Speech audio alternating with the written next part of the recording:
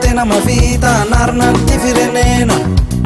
mila olona mba manapana sy manam-pahendrena mila olona tsy resiny fitiavan-tena tsy pampiny fitiavakarena mila olo tsy mifampivelona fa ty atany-drazana mila olo mampiretsika jiaby fa ty sara-pasana mila olo mba manam-pahaizana kanefa olo tsotra mahay mitondra ny malagasy iaraka izotre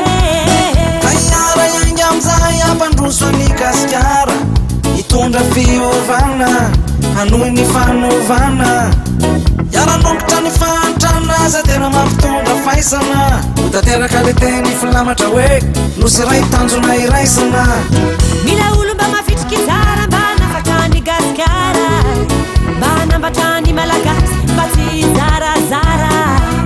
mila olo tena miasa tsy be kabary tsy be politika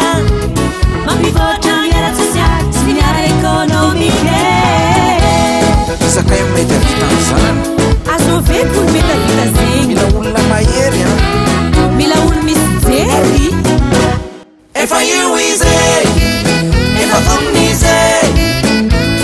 efa niasa ho anao izy ary mbola iasa ho anao efa io izy efa vonona izy efa io ane le olona tantesika tafitany tolona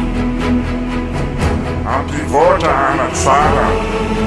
le tanindrazantsika Madagasikara